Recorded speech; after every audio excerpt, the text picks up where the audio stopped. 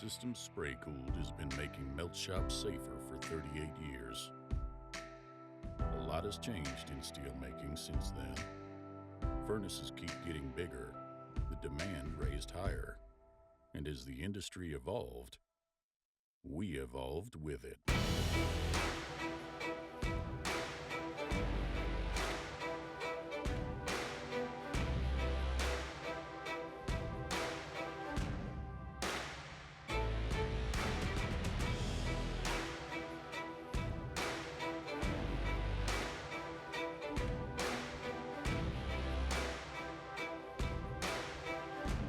But at Systems Spray Cooled, our mission has stayed the same, making melt shops safer so when you show up for work, you can go home to more moments like this. Systems Spray Cooled, the safer alternative to pressurized water cooling.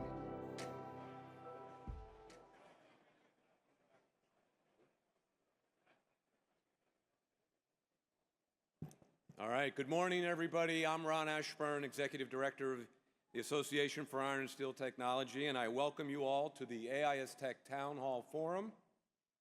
Now, before we begin, I would point out the emergency egress route in case we need to evacuate this room.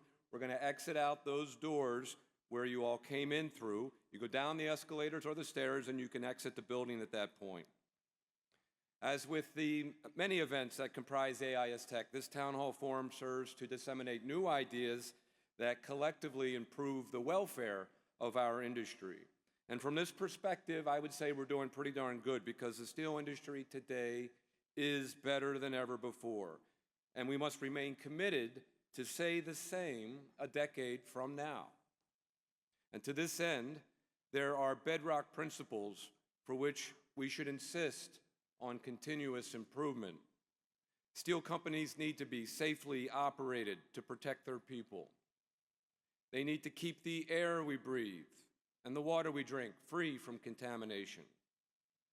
Companies need to reduce their energy consumption and build reliable supply chains. They need to relentlessly innovate their technology.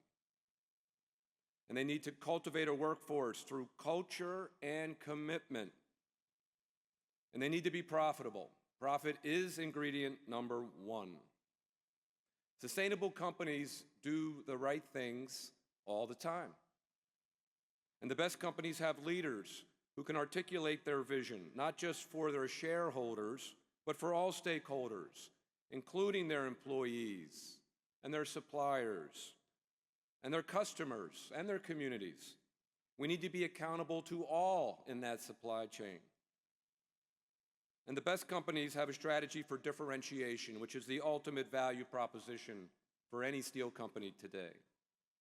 And to build these types of great companies, it takes great people who go on and do great things. And as people, we must all aspire to build a sustainable business, a sustainable company that are shining assets for our industry, for today and for tomorrow. Our mission this morning is to tackle the key issues that march us closer to that goal. For the Town Hall Forum today, we will be accepting questions via email to townhall@aist.org. Again, that email address is townhall@aist.org. Please include your name and your company for your question to be considered. I also want to acknowledge our Town Hall Forum sponsor, the Systems Group. We are indeed grateful to TSG for their support of this program. I also want to thank our two global sponsors, Superbooth and Resonac, for their support of AIS Tech. Please do join me in thanking the Systems Group, Superbooth, and Resonac. Thank you all. Now, to introduce our panelists, please welcome the Town Hall Chair, representing Hatch Associates, George Koenig.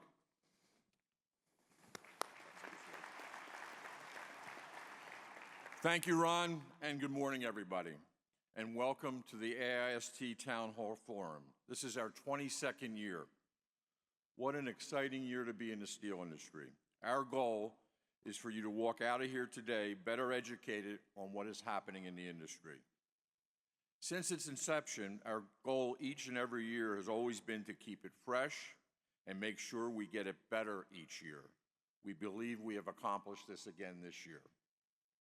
As a history lesson, I was lucky enough to have come up with the initial idea for the Town Hall Forum, and that was to get the steel industry executives in front of the members of the industry to have an informal discussion, interaction about the current events of the industry.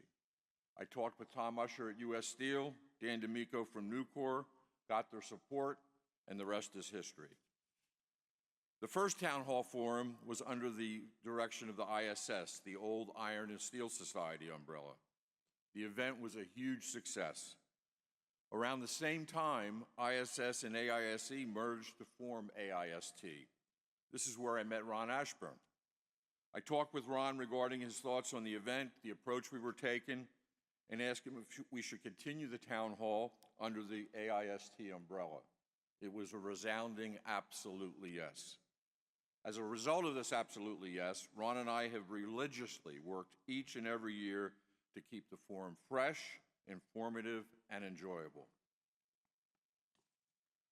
I would be remiss in not thanking Ron and his staff for helping make the event the success it continues to be. In particular, I want to recognize Chris McKelvey, Sam Cusack, Nicole Mattern, and the list goes on and on, everybody's efforts. We would not be here today if it wasn't for the AIST team.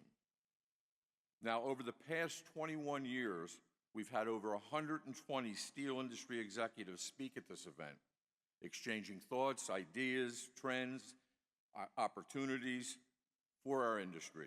The event has always been that way.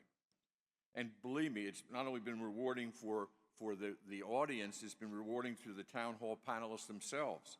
I can tell you without hesitation, it is meaningful for each and every one of them to be a panelist for this event. So sit back, enjoy the next 2 hours. You're going to have fun and you're going to learn a lot. So now it's my distinct pleasure to introduce the 2024 Town Hall panelists. I ask you to hold your applause until each panelist is introduced. Starting on your left, we have Chris Graham, Senior Vice President, Flat Roll Steel Group, Steel Dynamics. Dave Samosky, Chief Operating Officer, Nucor. And Dave, as you know, we spent some time making sure the pronunciation was right. You did not nail it. I've had three different, we've gone through this, it's three different, I was always Dave Samosky to me, but I've learned a lot. But I'm very happy he's here. Prasanna Joshi, Vice President, Low Carbon Solutions Technology, ExxonMobil. Wendell Carter, Executive Vice President, Technology, Cleveland Cliffs. And Dan Brown, Senior Vice President, Advanced Technology Steelmaking, United States Steel Corporation, and Chief Operating Officer for the Big River Steel Works. Let's give our panelists a warm welcome and a warm round of applause.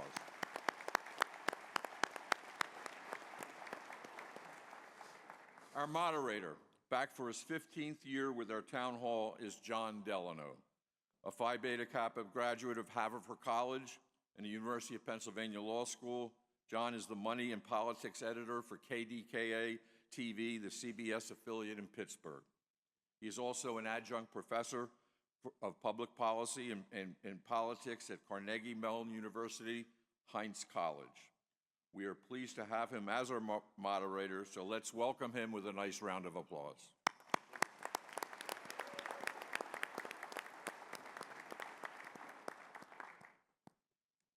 Thank you, George. Good morning, everybody. Good morning. Oh, you can do better than that. Good morning, everybody. Good morning. Good morning. Welcome to Columbus for this 22nd Town Hall of the Association for Iron and Steel Technology. This brainchild of George Koenig and his partner Ron Ashburn is still going strong and continues to set new records for attendance, both in person and online. After 2 decades, this town hall has become one of the steel industry's signature events, a chance to hear the candid comments of real insiders in the industry. Please join me in thanking George and Ron for these town halls.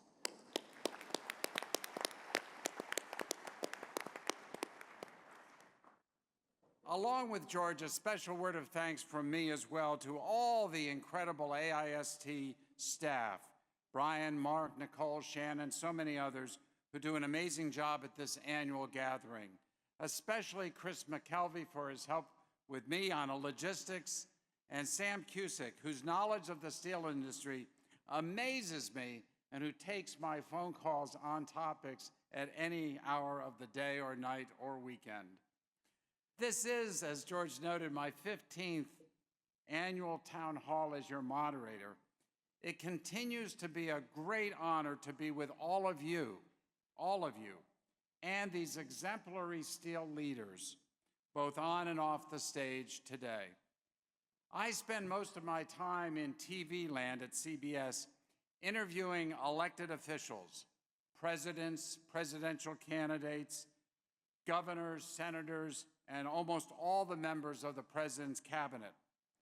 So I cannot tell you how great it is to spend time with some non-politicians on this stage today. I know, and I expect them to tell it like it really is. Now, just FYI, one topic we won't discuss, the proposed Nippon transaction. As you know, this is now under a confidential review by CFIUS, the Committee on Foreign Investment in the United States, a high-level interagency investigation into whether this deal raises national security or critical infrastructure concerns. At this point, anything that any of us would say on this topic would be sheer speculation. So we're going to focus on the theme of today's town hall, aptly named Sustainable Optimism, for an industry that is on a roll, creating that future-focused, cutting-edge, clean, green, digital steel machine and a high-tech operation of the mid-21st century. So give me a second to get down below. We're going to talk to the experts and see where exactly we are today. Thank you.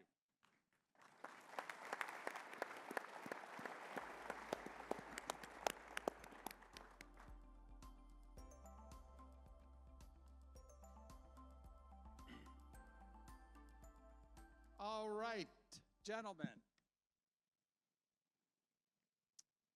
Good morning to the panel. Good to be with you. We talk a lot about sustainability these days, but it's not usually in this context that we're using at the town hall today. We are focused today on sustainable optimism, the optimism that each of you feels and your companies seem to feel as you equip yourself to produce steel that is stronger, lighter, more durable, corrosion resistant, and some would say more importantly, greener than ever. The cleanest steel in the world. And overall, for a variety of reasons, this North American steel is in more demand than ever before. In this town hall, gentlemen, I want to explore the source of this confidence about the future and what it means for the year ahead. But first, look at this panel. I see something really peculiar. We've got the leaders of America's four top steel producers here. But who's this ExxonMobil dude sitting in the middle? Oil and gas? Prasanna Joshi, what happened? Did you miss a turn somewhere from Texas? Why are you on this stage? Who exactly are you? Why are you here? Prasanna? So I was wondering, John, you'll ask me that question. Before I answer why I'm here, let me tell a short story how I got here. So we got this request to be on this panel about 6 to 9 months ago. And then I sent the request out to our public and government affairs to evaluate it. They said, great opportunity. The entire steel industry is going to be here in North America, so we should certainly accept. So I said, okay, I'll do it. And then few weeks after, I get this request that two fellas by the name George and Ron want to meet you. I said, okay, well, let's schedule a 30-minute Zoom call. No. They want to meet you for entire afternoon. And I'm scratching my head, why do they want to meet me entire afternoon? I'm wondering, well, they're not quite sure. Are they going to check me out? And that's exactly what it was, is George showed up, Ron unfortunately couldn't come. They wanted to make sure they're not making a mistake. And Ron and George, hope I don't let you down today. So here I am, it's my pleasure, honor, and privilege to be on the stage. And I did okay on that interview for that afternoon, since I'm still on stage. Well, we're great. It's great that you're here, and we really are happy you're here. You fulfill a couple different roles, it seems to me. Yes. And So we're going to take advantage of you throughout this panel that's discussion. right. So now I'll answer your question why I'm here.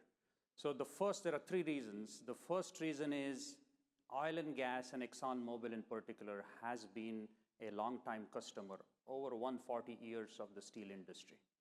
So we really take pride in interacting with the steel industry as a customer. We have been a partner, and given our materials capability, we have invented alloys of steel, like the high manganese steel.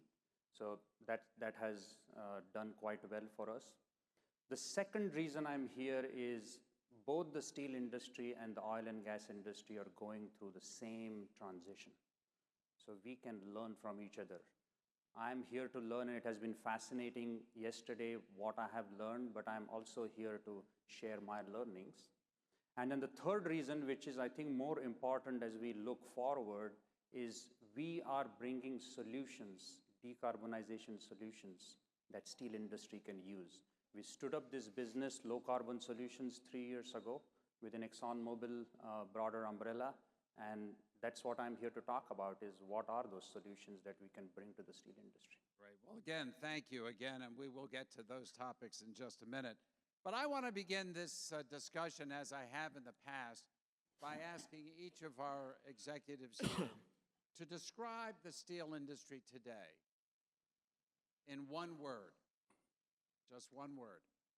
And then we'll come back to you and give you a chance to explain why you chose that one word.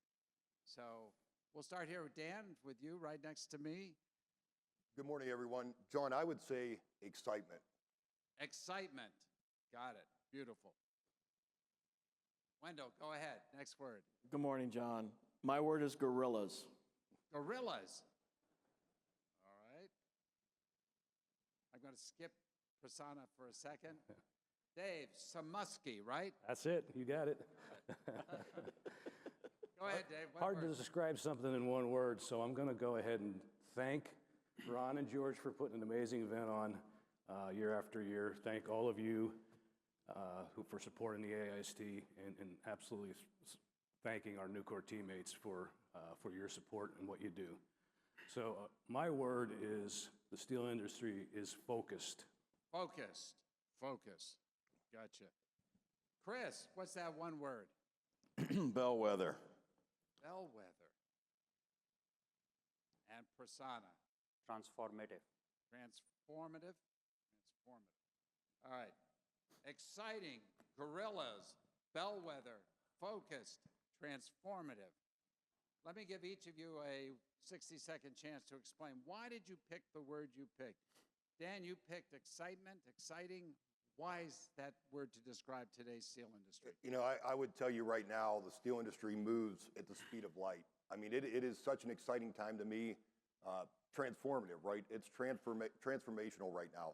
What the steel industry is going through right now, with what companies are doing from a sustainability standpoint, from a capital standpoint, operational standpoint, innovation, it's just incredible to be part of it right now.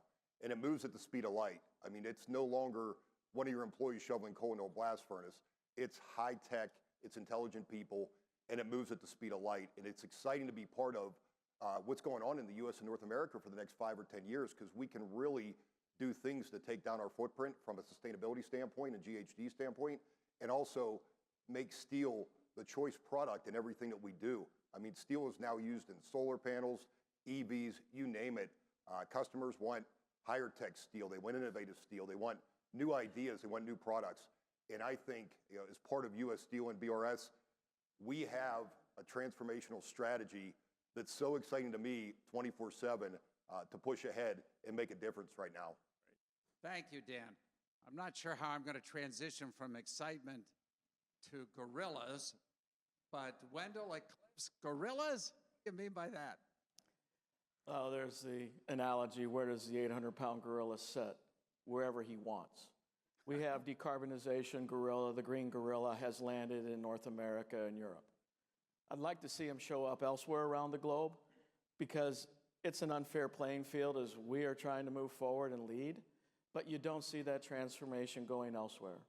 We have another gorilla that is definitely in our theater that is having an impact in North America. And that gorilla happens to be China and Asia.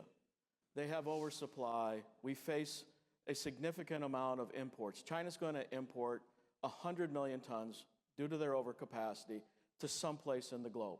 It's going to be the highest carbon intensity. And while we're fighting to manage the green gorilla, we are not getting, and we're not fighting that gorilla. The other point is that you described it. We have 4 very large steel companies for the first time in the United States in a long time.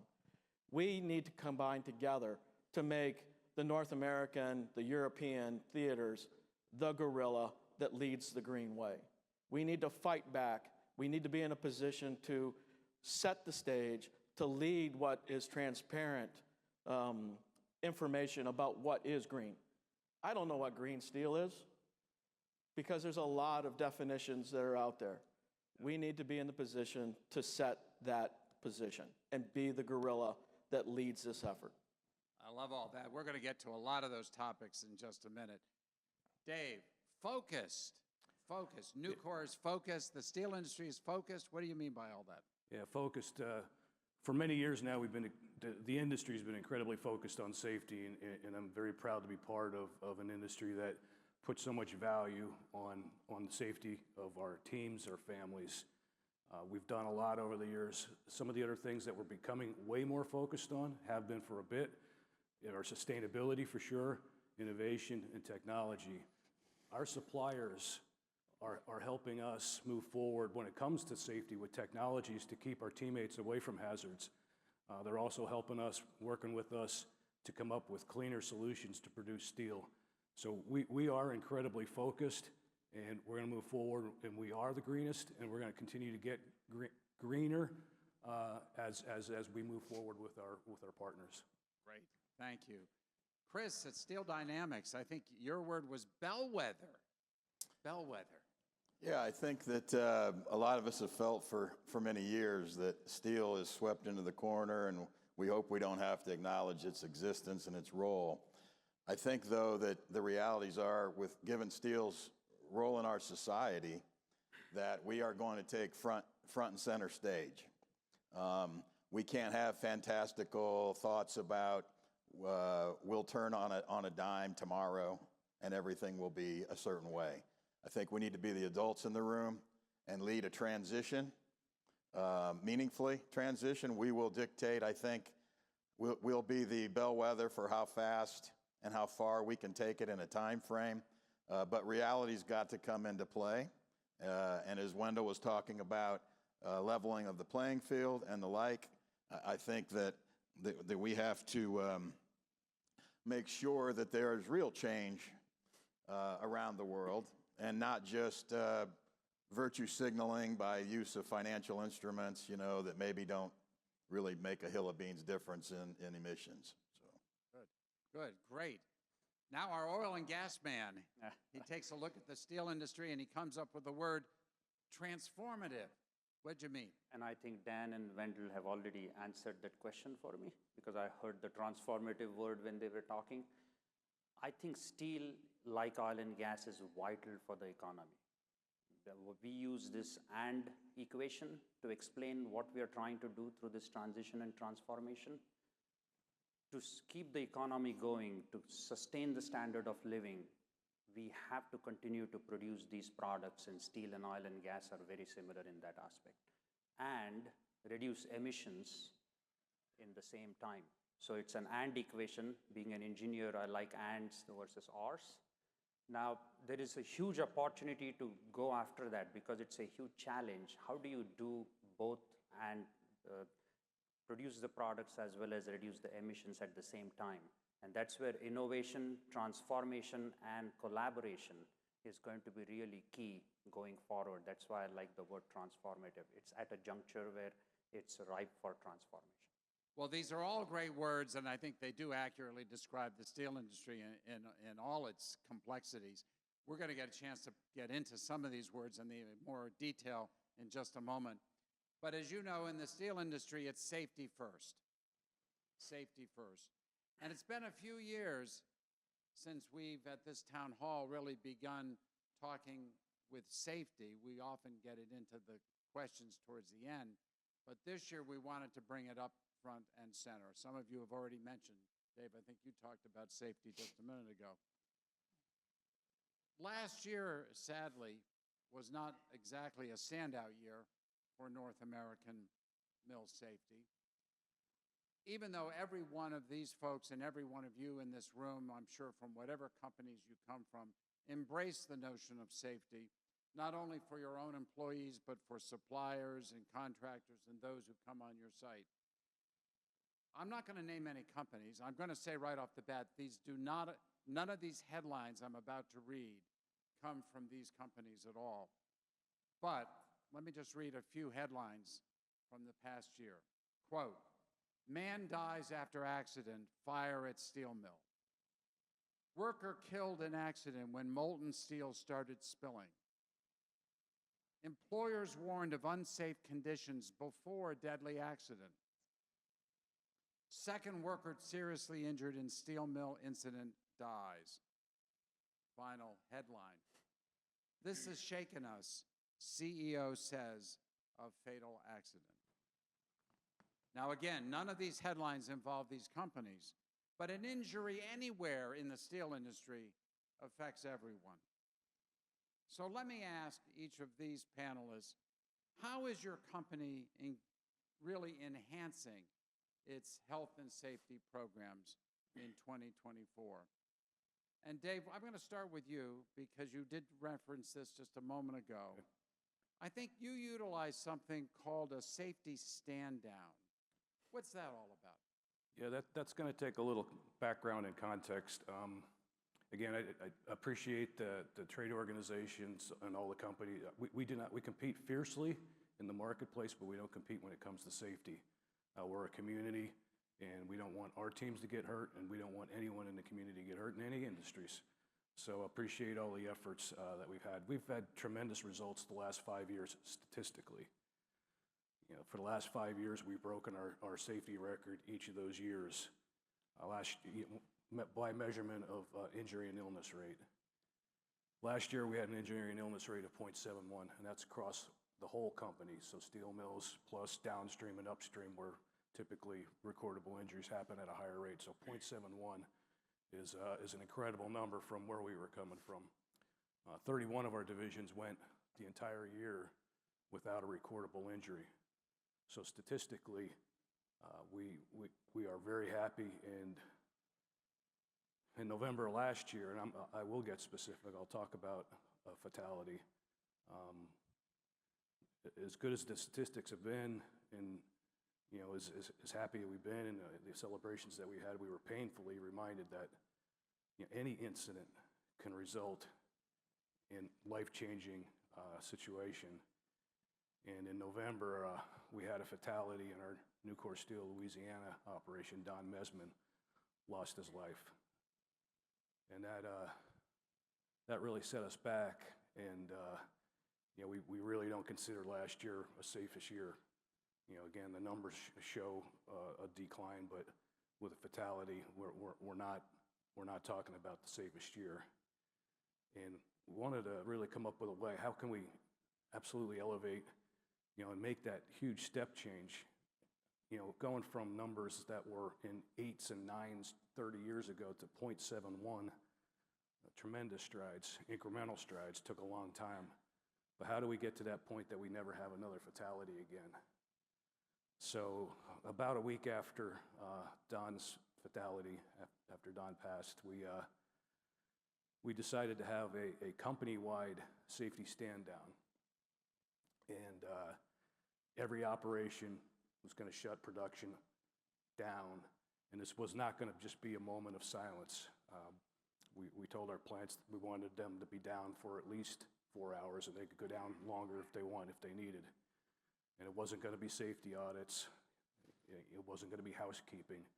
We wanted to have conversations. We wanted to have conversations with our team and find out what are the real obstacles, what are the real things that are keeping us or still allowing us to have fatalities at our divisions, even though our numbers are improving have improved so much. So that was our safety stand down. And from that, we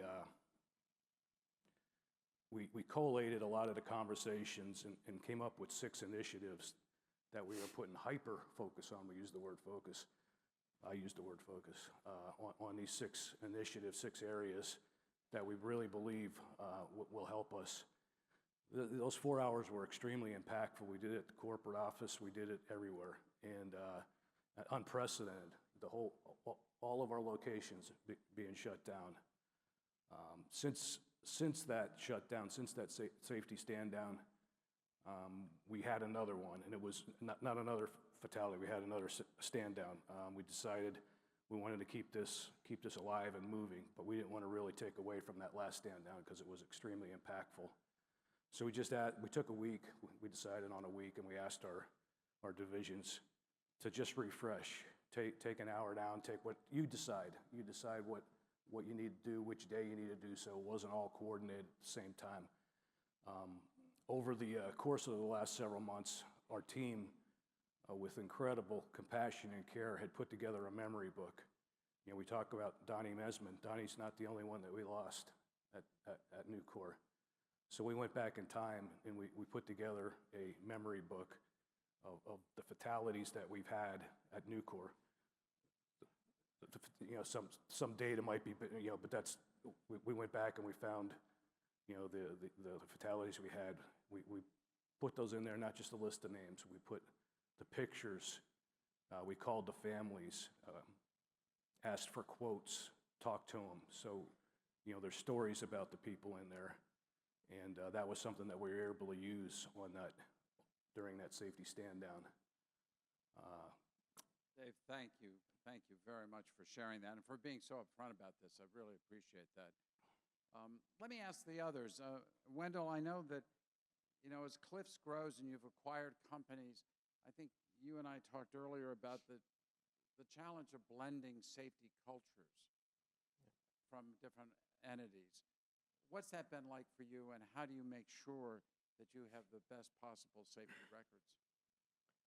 So Cleveland Cliffs is a 175-year-old company, but we became a steel company less than 4 years ago. And we had very different approaches to safety through the amalgamation. We have worked aggressively through the first couple years to normalize, set standards, and make sure that everybody was trained in the rules that we would expect people to understand that are designed to prevent fatality and serious injury. I'm pleased to say that that effort with our partnership with the 3 principal unions that we have has been directed at embracing that in a common standard so that if you're in one place, it will start to look the same. Because we didn't have that. As we've moved that way, I'm very happy to say that we have improved. This year, as a company, year to date, we are at 0.9. We still have peers that are better, but we have moved forward aggressively, 50% before we came together. We're doing other things. The statistics of people getting hurt is a lagging indicator. We also have a process that is a leading indicator called the SIF process, serious injury and fatality potential. And we have a grading of all incidents determine whether or not they will be an SIF, whether it be a first aid through somebody being an LTI. And I should have mentioned on statistics, our LTI rate has improved 50% as well. I'm more pleased when you look at the serious injury and fatality, that process has us engineer out the hazards as a first effort. And Cliffs has been the most supportive company that I've ever worked for to enable us to apply means and measures, directed capital at making that change, not only at a site, but across the company. That SIF potential has reduced 68% from when we came together. And we use that as one of the principal tools to drive change, and it's been very effective for us. Thank you very much, Wendell. Dan, I was impressed with the comment you made to me earlier about smartwatches, because certainly at Big River Steel, you're down in a real hot country down there. Tell us, what are these smartwatches all about? Sure, absolutely. So before I get to that, just a couple comments generally. Safety as a topic, safety as what we do for a living in the steel industry is the number one priority. U.S. Steel has always been like that. I learned early in my career that if you don't do things safe and you hurt someone, you have a bad incident or a bad injury, even a fatality, time stops. The business doesn't matter anymore. You're out there 3 or 4 days trying to figure out how you affected the employee, family members, you name it. And another thing about safety, and I think everybody would tell you this, safety runs your business. If your safety's not in line, your quality's not in line, your delivery's not in line, your customers' performance isn't in line, operations aren't in line, and it drives everything because people have to remain focused on safety. If you come in that gate focused on safety, you'll run the business successfully. So at U.S. Steel, we are a world leader in safety. We have a days away from work injury rate, lost time injury rate of 0.04 as a company last year. We've set records from 21 to 22 to 23 and have a strong path into 24 this year with what we're doing from a safety standpoint. And I'll add Big River into it. Under the BRS team members, we have set records the past 2 years of Big River, in addition to having 4,000 contractors on site right now at a 0.04 days away from work case, which is extraordinary when you see how many people are working out there. So as John alluded to, I'll use one real concrete example, which I'm really proud of the BRS leadership team and the BRS team members for doing this, but it's Arkansas, it's hot. John said it. You know, our summer starts in April and doesn't end till October, and there's a saying, you get all 4 seasons in 24 hours sometimes, which is really true. But it gets hot. We have ambient temperatures out there on the caster, up in cranes of 130 degrees, and we had a problem with heat exhaustion cases a couple years ago. So we partnered with a high-tech company, and this leads into AI and some of the other innovation out there. We partnered with a high-tech company for smartwatches for our employees. And what these watches do is monitor vital signs, 10 to 12 vital signs per employee. There's a monitor in the pulpits. The shift manager watches, and it tells you before an employee has an issue if they need to drink water or they need to take a break. You get ahead of it. We've actually had no heat exhaustion cases for 2 years because of this. And I've always struggled with heat exhaustion in this industry because you may have your employees for 8, 12, or 10 hours, 16 hours. You don't know what they're doing in their off time. You don't know if they're eating right. You don't know if they're drinking water, if they bar all night. You never know what you can fix on the outside.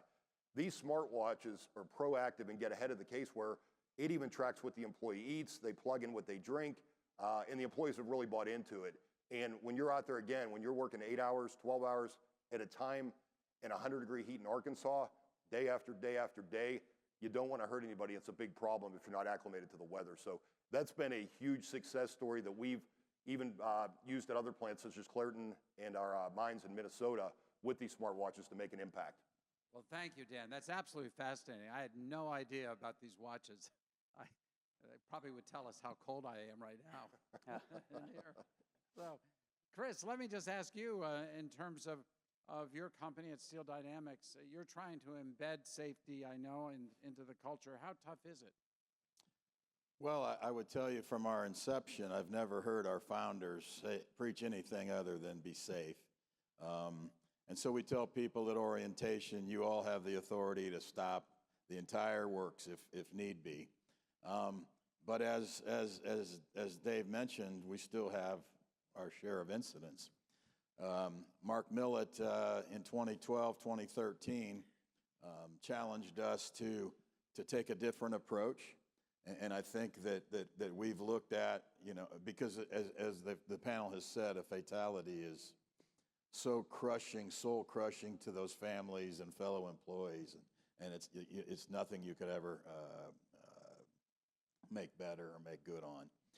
And so we have tried to use we have a proven business model, a culture where we talk about efficiencies and productivity and teamwork to a level that some might find absurd. You can't hardly take 3 steps down the hallway And the challenge to our team is, look, you are world class in this arena. How can we take that same approach to safety? And so we talk about it so much now. We have people now, and I think I told you, at some point a new employee's like, when do I get to make some steel? Because the team is putting them through so much of a program to stress the importance. Couple things. We find that sometimes people question their training. Did they hear something wrong? Because I see somebody doing something that goes against what I believe I was trained in. So part of this has been, and I encourage everybody, socializing people to challenge authority. I'm a human being who makes mistakes. And if I ever have a human moment and ask you to do something that you shouldn't do, I need you to be comfortable challenging me and help me save myself, save you from me. And the other thing is the mindset, but also it's kind of corny, but I always lead off our trainings with, what's the only way you can assure that you won't die in a plane crash? Okay, don't get on the plane. And at the end of the day, why do we behave any differently in steel making? These are 5,000 horsepower motors. These are very unforgiving things, not meant to be engaged by our flesh. So don't engage. And we're engineering, as Wendell said, engineering things to where we're not tempted to go in and put our hands where they don't belong, that we have safe buffer zones. And the other thing, lastly, I apologize, John, but we have a Take Control of Safety program that's been launched in the last few years.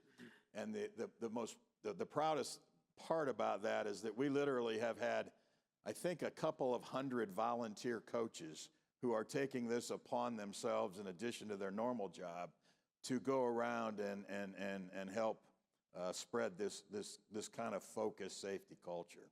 So, Really appreciate that, Chris. I think particularly the notion that safety in the end is really up to each of us. This notion of questioning us, questioning authority.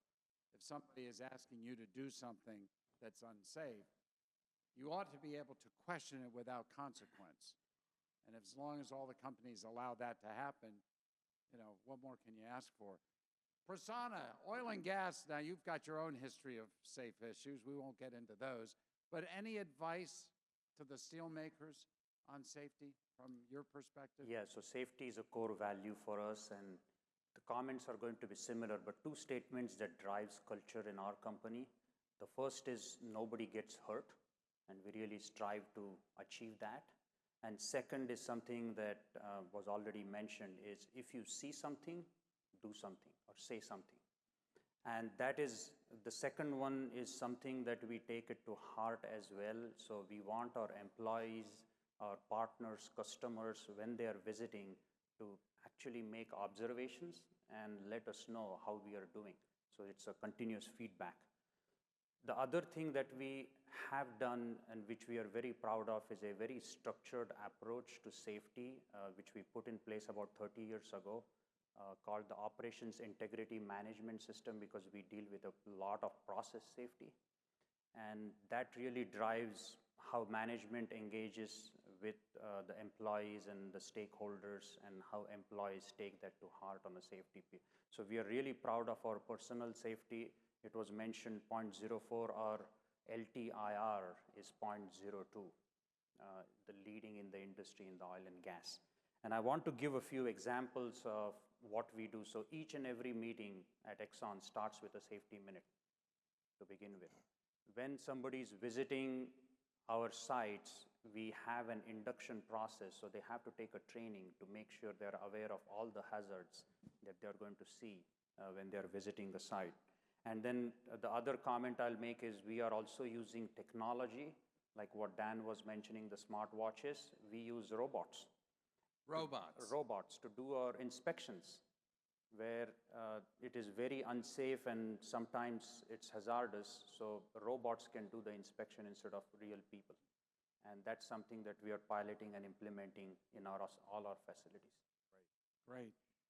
Good discussion on safety. I will want to move on to green steel, but does anyone have any last words or comments to make about safety issues in the steel industry?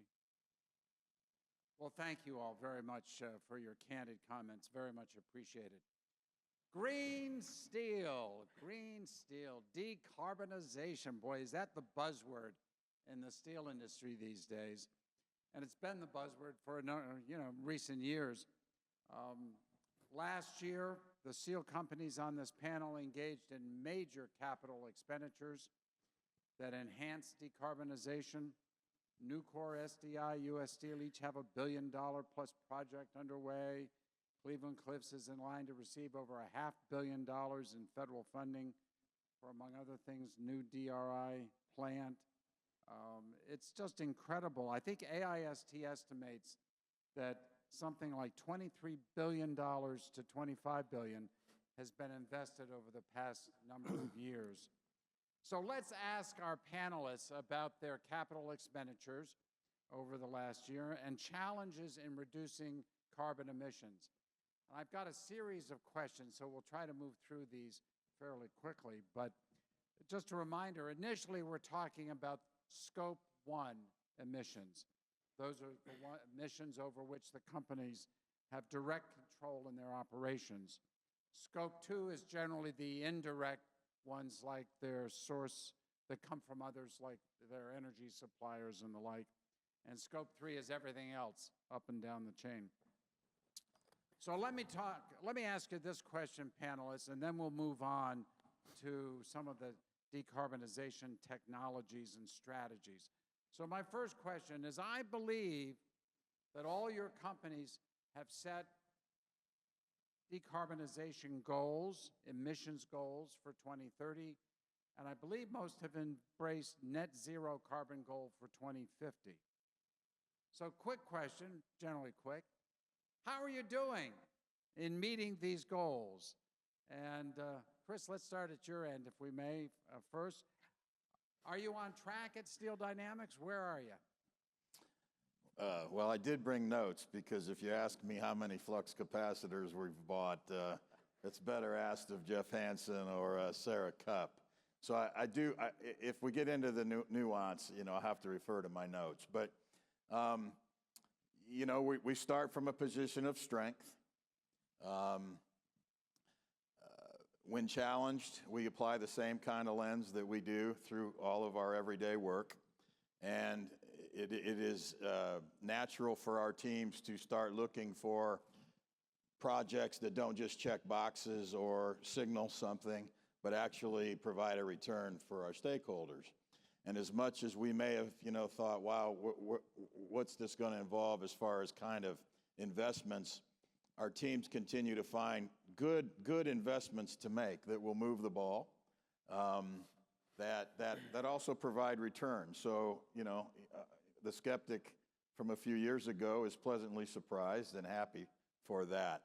I think given the instruments that are out there, we're on track. We may even be a little bit ahead of schedule.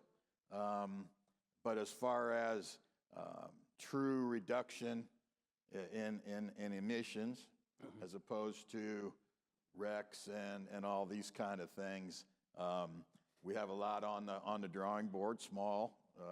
Every little spice, affects the soup, I guess.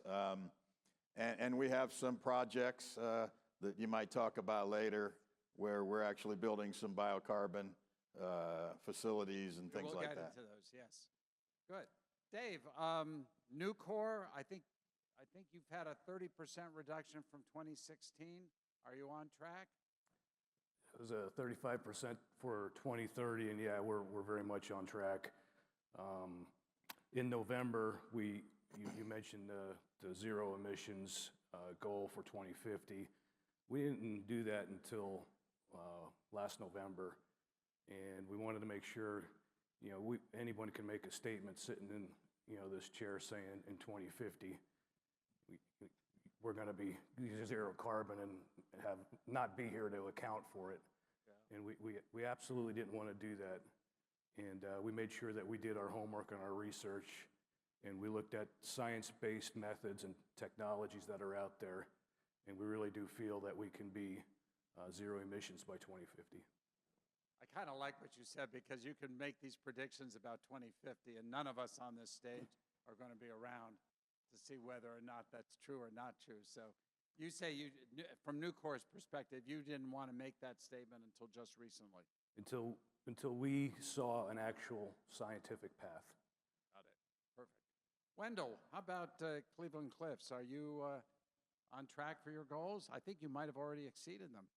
Yes, I'm pleased to say that we have exceeded it. It was a 2017, 25% improvement. We achieved that last year. We've made further improvements since. We've done that, though, without capitalization. We have focused on fuel substitution, natural gas for coke and coal. We've done that through the use of pellets and shut down a centering plant to get to a lower carbon footprint. We've executed with charging more scrap to the BOF, and we also have been using other methods to improve our efficiency, particularly being a better plants partner with the DOE, which subject us to 10% improvement year over year. All of these things have net aggregated to a lower cost for ourselves with improved carbon footprint. Now it's going to be the next step is what are going to be the pathways to get to near net zero. We struggle in our company being that since iron is a carbon, basically a iron carbon alloy, we believe that carbon will still be present. It's just how do we get to that point where it's past zero? And we're going to get to those new technologies in just a moment. Dan, U.S. Steel, on track? Yeah, we're on track for our 2030 goal. We actually had a benchmark of 2018, 20% reduction, and we're currently beating that. So we've set internally more aggressive goals to go after. To Dave's point, we do have a 2050 plan. We came out early on out of the gate with the 2030 and 2050 goals. And I will tell you, the 2050 goal, there is a bar. You can look at our public statements that show innovation. It's not big, but innovation, things that haven't been invented yet, because you're looking down the road now here 25 plus years. And there may be somebody in attendance today that's going to come up with that idea, right? There's smart people out there. It's something that's not invented yet that's going to get to net zero. I truly believe that in 2050. But as we look at our footprint at U.S. Steel, we have a little bit different footprint than a lot of the companies on stage. We've got integrated plants and we've got mini mills. So with a lot of the investments we put into the mini mill side of it, almost $4 billion, we make sure sustainability is right there with safety at the top of the list with these capital projects. Because when you get a blank canvas, you can't spend a ton of money, but you can bring down your footprint, and you can increase how sustainable you are by adding things into the operation or eliminating things as you go forward, all the way from raw materials through production lines, through incoming energy sources. And then when we go to the integrated side, as we'll get into, I'm sure, John, we're looking at carbon capture, hydrogen, any outlets we can do there to make the whole company more sustainable. But it's been a very aggressive approach and very successful up to this point. So I saved Prasanna for the end of this on this discussion because when I told him we were going to talk green steel, his immediate reaction was, I don't like that word green. It's right above your head. You turn around behind you. Yeah, there. I take exception to word green. I'm colorblind now. So what's the problem with calling it green steel? Well, so we like the word low emission or low carbon intensity instead of using colors. And colors have a connotation from our mind picking winners and losers. And one of the things that is becoming clearer, at least in oil and gas, and I think it's the same thing for steel industry, is all solutions are going to be needed. It is a transition. It's not a switch you can flip tomorrow to suddenly get to a much different world. So it is a transition. All solutions are going to be needed, and that's why low emission, the real objective is to reduce emissions while continuing to produce all the products that the society needs. Is it that green suggests that it's not fossil fuel based and you're in a real fossil fuel business, oil and gas? It could be interpreted that way. That's why we stay away from the colors. Blue is great. It could be Turquoise interpreted. is great. Violet, pink, all colors are excellent. So in terms of ambitions, we also have a net zero ambition, and as Dave was mentioning, once we committed that to about a year and a half ago, net zero by 2050. We have clear roadmaps for each and every of our sites, how we are going to get there, similar to what Dave was talking about. We have those roadmaps, and we have committed $20 billion of capital as a corporation in the next 5 years. Half of it is going to be used to decarbonize our Scope 1 and Scope 2 emissions internally, and half of it is going to be used to decarbonize of our customers.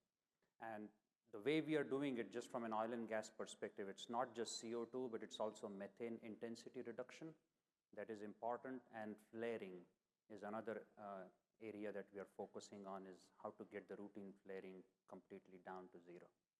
I want to ask your colleagues on the panel, the steelmakers here, if they've got any concerns about the word green, because I know that I think a couple of you have it on the homepage of your websites. I looked at all of your websites, and the word green, I think all of you may have used it at one time or another. Is there a problem using the word green, or do you have any problems embracing green steel? Anybody? I don't. I think it's the overall goal, right? I mean, green is what the terminology came out to, sustainable steel. You want to be the best you can be in this industry, and I think that green term drives where people are at from a performance standpoint, a sustainability standpoint, to get the common goals. And I think people and companies rally around that to get to that point. Any other comments from anybody? Wendell? Yeah, I struggle with some of the methodologies that people are using to define green steel. Oh. They're saying that I save 10% here, so I'm going to aggregate it to my production across the footprint, and I'm going to give you that 10% as green steel. Okay, that's just a ridiculous methodology. I think you are what you measure, and we must define what green steel ultimately is so that we understand what people, our customers, are going to be buying. Yeah, I mean, it could. Go ahead, Chris. I was going to say, I think that we want to stress that we understand people, even on this panel, are in difficult positions. But at the end of the day, if we're talking about emissions, it's got to be not the focus shouldn't be on how it's produced. It basically has to be at the end on the emissions generated from at the end product, what the product is. And so we get into a little bit of a volleyball when it comes to that definition, I think. Yeah. Just from the word green, I think it helps to market it. It's a marketing word, so we're not bothered. Good PR. Not bothered by it, but we do want to understand, what their measurements are and what it actually means. So in agreement with the rest of the panel, but the word's more of a marketing instrument for everyone. Well, I guess the question, and this leads into the next part of this, is how do you get to, quote, green, unquote, steel? What are the technologies out there that most excite you, that really get you, revved up? And each of your companies are doing some very interesting things, it seems to me, with respect to decarbonization, which is an alternative word, I guess, to green steel. So let me ask each of you to talk a little bit about what it is that you're doing. And Dan, we'll start at your end with U.S. Steel, which I know has, in fact, I think you recently announced an agreement with a company, is it called Carbon Free? Yep. Which I thought was fascinating. Can you, I think it's at your Gary Works. Can you explain a little bit more about what that's? I can do that. I'll start with the integrated side of the business. We signed an agreement with a carbon capture process out of our iron making divisions at Gary that actually comes out with a byproduct after carbon capture and the emissions capture process, a byproduct that can be sold into the paint industry or product industry, personal care type industries with what you get out of this process. So that's one step. Carbon capture, we're looking at a membrane technology for carbon capture at our Edgar Thomson plant at the Mon Valley Works. And we're also looking at hydrogen options, which at this point in time, I think everybody knows economically is very tough, and then a sustainable supply of hydrogen with the integrated plants are very tough. But we have project teams that work on reducing that footprint every single day and looking at these options. So we're looking at technology and innovation to get there. On the mini mill side, I will tell you, the Big River Steel complex with the new BR2 plant that's getting built, we build into our capital process sustainability. We build it into everything, and that complex will be the most sustainable plant in North America and state here when we get to start it up second half of the year. The energy inputs to that plant, we have a great partnership with Entergy Arkansas. We're 70% nuclear. Entergy Arkansas has built, in a partnership with BP Driver Solar, a 250 megawatt, 2,000 acre solar farm outside the plant. We'll get 100% of that solar power to BR2, which is 40% of the energy load on BR2. In addition to that, Entergy has a footprint where they're going away from coal grinding, natural gas, oil. They're going straight to solar, hydro, and nuclear technology to power plants, or turbine wind technology to power plants across their footprint over the next 15 or 20 years. So with all that in mind, in our $4 billion worth of investments, the Big River Complex, with everything that we've designed within those lines, from a melt standpoint, from a scrap standpoint, we've left a bay in that plant to inject hot DRI if we choose to proceed with that project also, which will continue to help us even more. So that's all built into everything. That's why we're ahead of our goals for sure. But we're looking not just 5, 10 years down the road. We're looking at, when we build these plants and they're going to be around 50 years, what are they going to look like from a sustainability standpoint?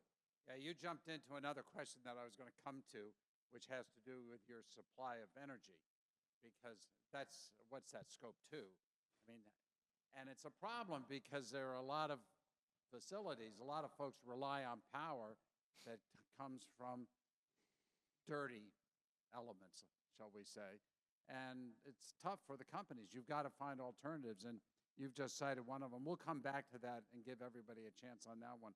But I want to just focus for a moment still on the decarbonization technologies that really excite you. And Wendell, you're doing some very interesting things. You've got some government awards. Hydrogen, hydrogen, hydrogen. Is that the word these days at Cliffs? Yes, I mean, we're very excited about DRI. We have the unit at Toledo, and we have used it across our footprint to help us decarbonize as well. We charge into our blast furnaces. By doing that, we've increased productivity, we have reduced our carbon footprint, and it's allowed us to shut down our highest emitting blast furnace and our highest emitting coke plant for CO2 emissions. And now we're looking at the next opportunity, thankful to the DOE, who has made us an award nominee for $500 million to participate in constructing what could be the modern or cokeless blast furnace, or as Barry Snyder described them last year on this panel, a blast furnace will be around. It's just going to look different. And in this case, we're using the DRI technology, identical to what we have at Toledo on a slightly larger scale, and we will put it through 2 electric melting furnaces. And from there, we will refine it into synthetic iron, where we will continue through with the BOF. On paper, when we introduce hydrogen, we would be at one of a near net zero opportunity with this technology. Again, we still have a path that we've kind of thrown the hook out, as I say. We've caught the fish. Now we got to land to give us the money. We also have had a focus on hydrogen. We did spend $10 million to install a 3-mile pipeline, but unfortunately, you don't like colors, it's gray. But at least we've convinced ourselves that hydrogen is effective in a blast furnace. We had it up to 12% concentration into our natural gas by blending. It was the simplest thing. But we also are finding out that that's a lot of gas and there's no mass to it. But we didn't have an impact on the operation, and it's the largest demonstration of hydrogen use right now on an industrial scale on an integrated asset. I think I read in one of your press releases that you're working with Midrex and Hatch. Yep. What are the technologies that they're bringing to this? So the Midrex unit is the DRI or 8 unit that we have. We have one. We're going to de-risk our efforts because we're going to stay with what we know, and they also produce at a very low carbon footprint with opportunity of introduction of hydrogen to get to net zero. We're using what is called, people call them other things around the globe. They call them an electric smelting furnace. So we really don't do any smelting through this process. All we're doing is melting, so we want to rebrand it because smelting has a negative connotation. It can be called an open bath furnace. It's similar to the ThyssenKrupp process, and that's where Hatch is bringing us that technology and their competencies in that process, which is global. By doing so, again, we actually, if we can get follow-on investment for hydrogen to carry into that, and we can get low carbon electricity, this process can go to almost direct steel making. And so it's going to be very close coupled to our shop so that ideally we can bypass the BOF process in the future. It's very exciting when one wants to look at it technically. It eliminates coke, it eliminates the carbon, except for what we will have to do to keep the right metallurgical reactions. I wrote down a quote from your illustrious CEO, Lorenzo Gonsalves. Quote, hydrogen is the real game changer of a game-changing event in steelmaking. True. Yes. Yes. I mean, you have to have natural gas is a wonderful product. One carbon atom attached to 4 hydrogens. Okay? It allows us to get a lot closer, but it doesn't eliminate carbon. You have to have the hydrogen in the position to get rid of the carbon. It still acts wonderfully as a reductant. Not so convinced it'll be economical at scale or available to us in enough quantity to be able to get all of it. But, it along with electrification make a difference. And so get with a greener grid. Exciting stuff. Good stuff. Prasanna, as both a customer and a supplier for the steel industry, what decarbonization, I'm not using green, what decarbonization technology most excites you? Yeah, so we have a two-pronged strategy as we put this low-carbon solutions business in place.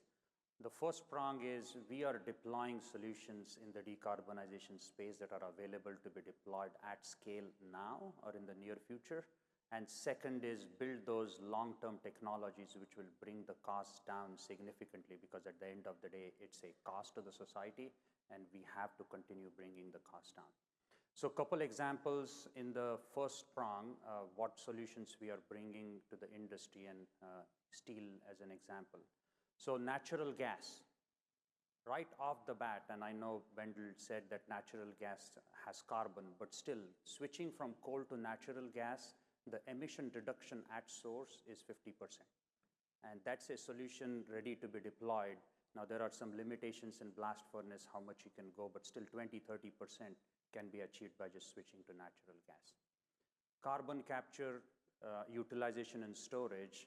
We have been practicing CCS in our oil and gas operations for over the last 30 years, associated with our oil and gas operations. And that is a solution which we can bring to bear. Just to give you an example, we have 3 projects announced in the Gulf Coast, and one of them is with Nucor, with Dave sitting right next to me.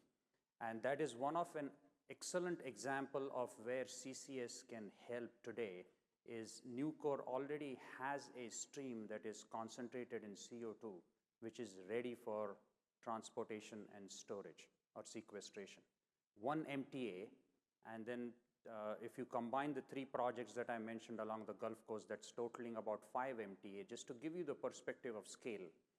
So 5 MTA of emission reduction is equivalent to taking 2 million vehicles, cars, off the road, and that is exactly same as the number of electric vehicles that were on the road in the United States at the end of 2022. Just 3 projects can amount to the entire EV fleet that's on the road at the end of 2022. So that just gives you the scale.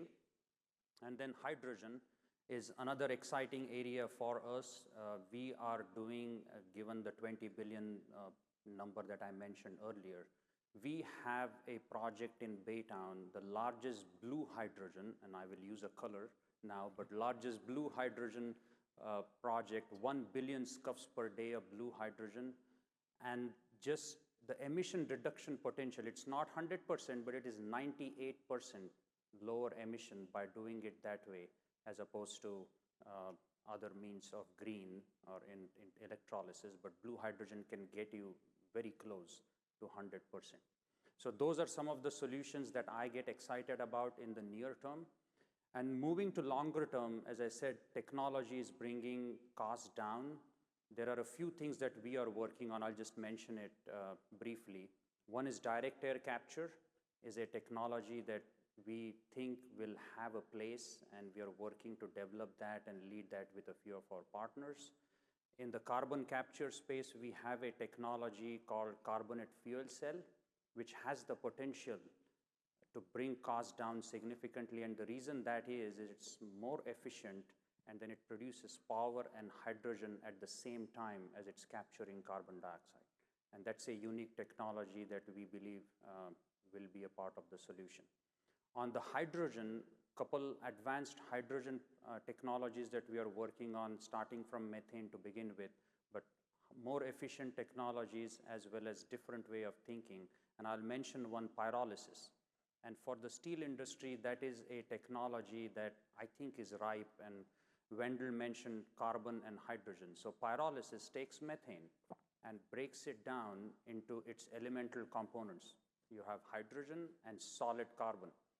Both can be used in steel making in its own way. One is a reducing agent, one is a blending agent to make carbon steel. So those are some of the technologies I really get excited about, and we are working on those, bringing solutions to the steel industry. Thank you, Prasanna. You may have actually led into Dave. I'll let you say for yourself, Dave, whether or not this arrangement with ExxonMobil has been particularly exciting for you, but give me your exciting technologies that Nucor. Yeah, I'll mention a couple things first, but yes, that unsurprisingly is the most exciting for myself and for Nucor, the carbon capture project we have with ExxonMobil. From a Scope 1 standpoint, Dan mentioned Big River 2 implementing or buying the technologies that are forward-looking and considering emissions and considering reducing emissions. Since 2020, we've taken on about over $12 billion in new capital projects, and all of those projects were very intentional about making sure that it's the greenest technologies that are available and practical. So that's the Scope 1. Scope 2 sounds like we're going to talk about that in a little bit. So moving on to Scope 3, we're also looking at some carbon-free iron making processes. Electra out in Boulder, Colorado is one of those investments we made. And we have a project or an investment in participation in a project over in Europe. I don't think we haven't said it publicly because I have said it publicly and the IR team gets on me. So I'm not going to say it today, but if you heard me talk before, you might know what it is.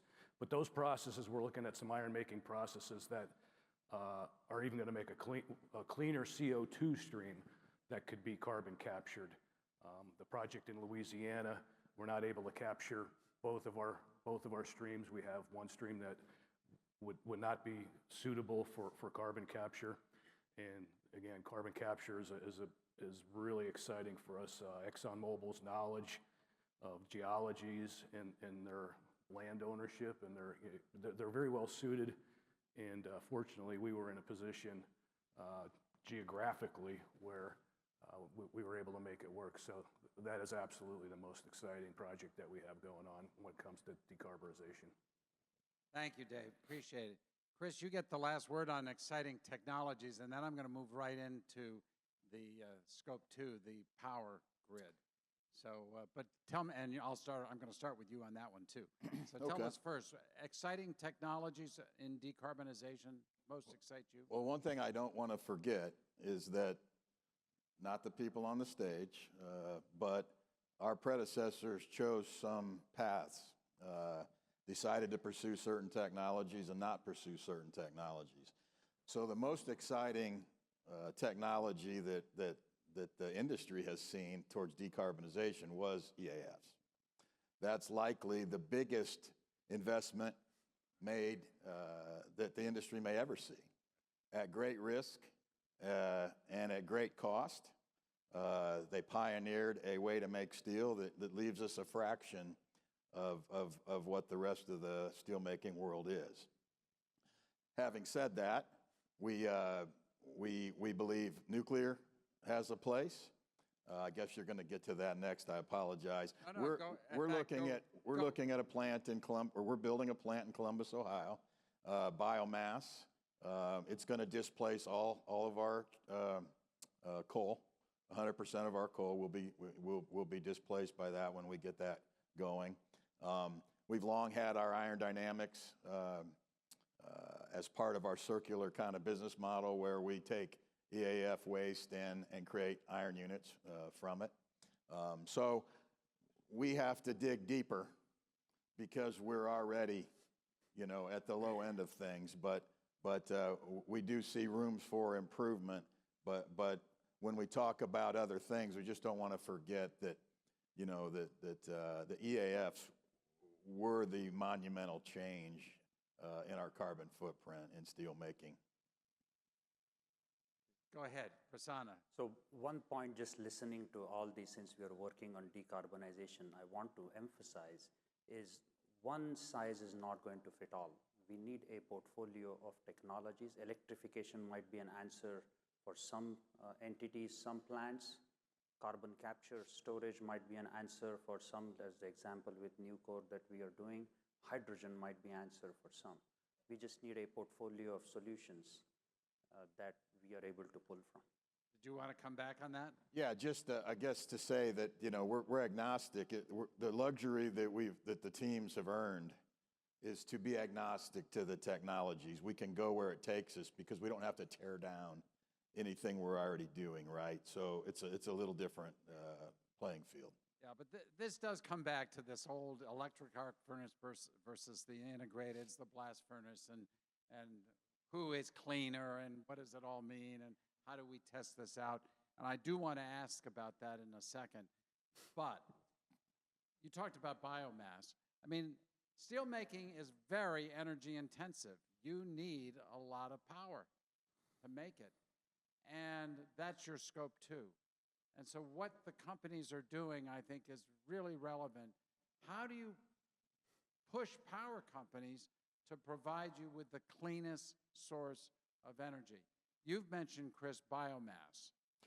Well, yes, I also believe that in many cases, because of our electrical usage, we are often the largest customers of these grids. So you've got clout.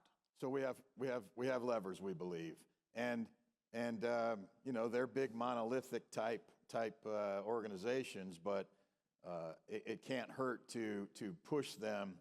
If nothing else, we're likely not to select a new site in an area where we can't get our Scope 2 stuff the way it ought to be. So just like looking at technologies that lead the way, we'll be looking for power providers that are on the cutting edge and not maybe going, you know, regressive policies and things like that. And But biomass, yes.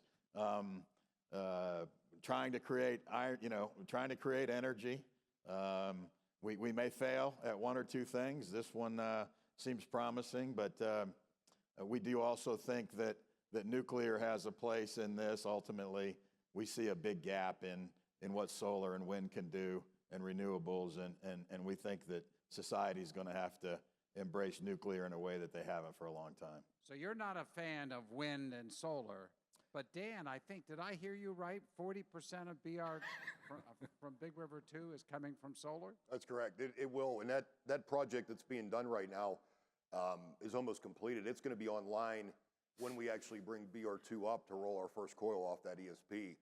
And that solar field, it's massive. It's 2,000 acres. And 2,000 acres. 2,000 acres, yep. 2,000 acres for 250 megawatts of electricity. So we will get 40% of our electricity from there. To Chris's point, though, we are 70% nuclear off our provider to both the facilities, BRS and BR2, which I truly believe in also. John, you had used the term that we have clout. We do, for sure, but it's more of a partnership, I would tell you, if you talk to our electricity provider, because we are not only going to be their biggest customer in Arkansas, we're going to be the biggest customer when we're started up in all of Entergy Arkansas's footprint. And they have a vision just like we do. We have a lot of conversations with them, and the incoming power is a key component to what you can do from a sustainability standpoint. But I would also throw a plug in there. If you do build a solar field, they do need steel too. So everybody up on stage here can supply to those markets going forward, because that's going to take off here in the next 5 or 10 years. Yeah, great.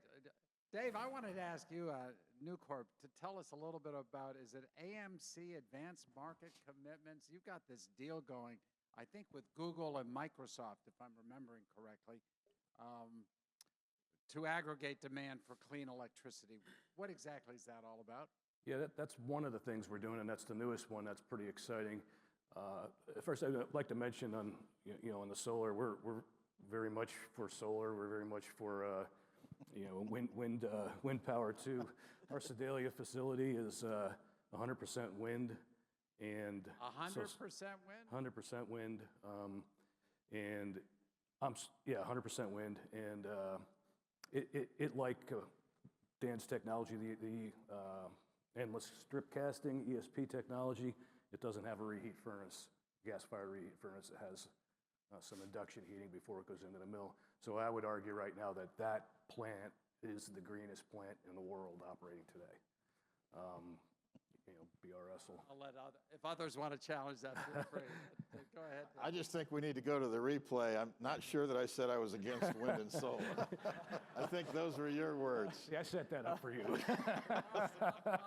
I'll take the blame on that. We've invested in the Canyon Wind Project. We're all in, right? Good. Glad. All right, so Sorry. yeah, so our partnership, we do a lot of things on the electrical front. I'll answer the question that you asked. Is yes, we've we're with Google and Microsoft. We have a lot of demand and electrical demand. I don't know if people recognize. The data centers are at about 100 million megawatts today, and they'll be moving to 300 megawatts. So that's like a large steel mill, a large electric arc furnace. So there's a lot of power, and we want that power to be green. So we're working with energy providers, energy technologies, and asking them for solutions. If we gave you a base load of X at a common facility, how would you supply that? How would you give us a green energy supply? I don't know what the number is up to. I think it's a little bit over 200 replies that we've had. It could be more by now. That was the last I heard. We'll cut that in half, and then we'll cut it in half again. And the three partners will look at that and see and debate what the best technologies are. Gotcha. Wendell, did you want to say anything? I know that on this issue, if I'm remembering correctly, that is it in Middleton? You're exploring nuclear. Is that? Yes. For us, in our 4 of our 5 integrated plants, produce 75% of their power needs internally, so that's fallen into our scope 1. We have 2 plants that can actually support power out to the grid if necessary. At Middletown, we do not have any power production capacity. However, we do have land, and we will soon have demand with the associated Middletown project. We have looked at nuclear. We've had the site vetted. It's a red flag review. And we have the ability to install small modular reactors on property to satisfy the future demand. All of us in our processes are high energy consumers. And a lot of it is in the electrical power space. And it's going to cost us to have to promote different ways. So I know Nucor has an investment in nuclear as well. You can send them our way, Dave. We can entertain conversation. But a small modular reactor is a practical solution, although costly, with tax credits and everything else. It becomes a practical solution, particularly for energy security. I'm going to throw this out and just let anybody answer if you wish, because we're going to run out of time. But this always happens. We've got a gazillion questions to get to. But the last topic under green steel was artificial intelligence and the role of artificial intelligence in steelmaking. It's a big issue in my business because we had a strike. SAG-AFTRA went on strike over the issue of whether Hollywood and television could basically take my image and my voice and recreate it and not pay me for it. That's a very different concept than AI and steelmaking. So let me just ask any of you, how important is artificial intelligence these days? Is it meaningful in steelmaking? Anybody? Dan, go ahead. I'll tell you this. Within our whole company for U.S. Steel, we're big on artificial intelligence right now because we see the value in it. And I know there's a lot behind the scenes, a lot you have to be careful about, a lot of procedures you have to put out there, a lot of walls you have to put up within it to make sure you get the advantage of it. But what we've applied to our business right now in certain cases has just, to me, it's been really interesting. It's been exciting. I mean, it's a time saver. It saves on labor. People talk about getting qualified people and what the future of the employment of the industry looks like. I think if AI is used in the right way throughout the entire operation from beginning to end, you can really come up with some quick solutions to things that didn't exist 2 or 3 years ago. I think it's going to be very valuable. Anybody else? Go Yeah, ahead, yeah, Dave. yeah. We place a big focus on AI as well. You know, opportunities for improving the schedule, yield loss. We're working with, I think the company's C3 AI at our Memphis facility. So they've done a lot of good things that have really helped us from a scheduling standpoint, from a yield standpoint. We also look at, you know, vision systems. That's one of the things that, you know, it's borderline automation, but you get some vision systems and some automation and robots. And I mean, can you imagine if that we can, you know, limit the amount of people that we have working in a steel mill or a melt shop and have, you know, have the robots and machinery out near the hazards instead of human beings. That would be incredible. So we're working on, I think we call it the personless melt shop. I don't know that that's practical, but that's a aspirational thing to see how far we can get with that. Yeah, those are probably the main ones. Rosanna? Yes, I think there is a tremendous opportunity for optimization and integration across the value chain, and just steel industry bringing the solutions that we are bringing, the ins and outs, looking that as a end-to-end system and looking how you can optimize. There is a huge opportunity for artificial intelligence and integrate, because there are so many streams coming in and out, and the heat is, so a lot of opportunity in my view, where not just focusing on core steel production, but looking at the entire value chain as an end-to-end solution. Wendell, go ahead. Yeah, let's just give ourselves credit. We have been developing the pathways to AI in our industry between our sophisticated rolling models and how we operate and operator guidance systems and everything else. We have been on that leading edge of getting to there. Now they're just rebranding some things that we're very familiar with. We have as much modeling power in a hot strip mill as it takes to do a NASA launch. The problem is when you do AI, if you don't have some type of supervisory guidance, the human interface, it can go awry. And so we're never going to replace everybody, but the issue is people shouldn't fear AI. They just need to be the ones, we need to recognize that we need to be working with AI for our future advancement, efficiencies, and improvements. John, if I could make one more quick comment. Detailing is another area where there's a lack of labor. I mean, we send a lot of that over to Sri Lanka and India, the engineering, the detailing, and you know, there's an opportunity with AI to be able to finish that detailing and actually give multiple solutions and give the customer more solutions. So we're working through some of that.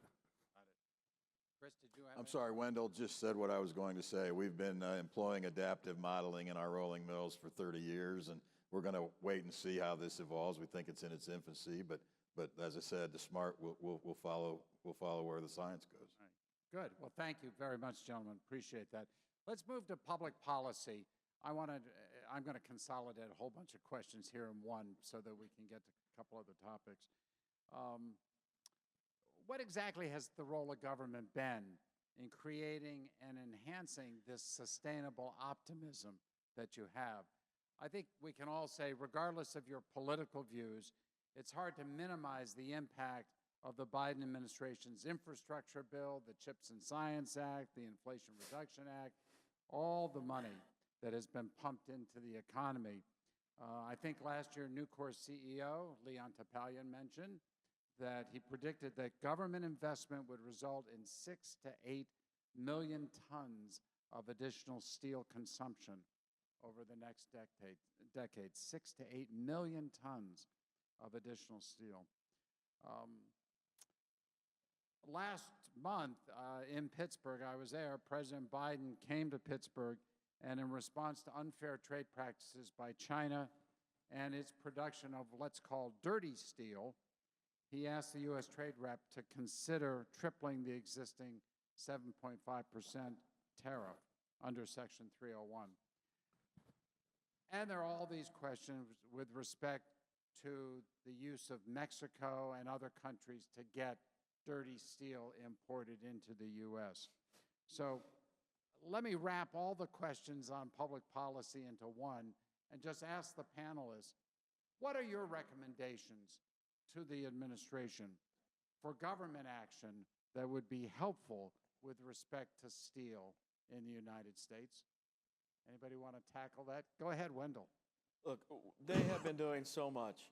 I don't remember the particulars, but you need a lot of steel, and it will be the product of choice as we move forward towards if we want to label a green economy or low carbon economy, whether it be solar, wind, or the other things. And they've provided tax incentives to spur that investment. Right. So they've been very generous, but very competitive in the DOE programs and awards.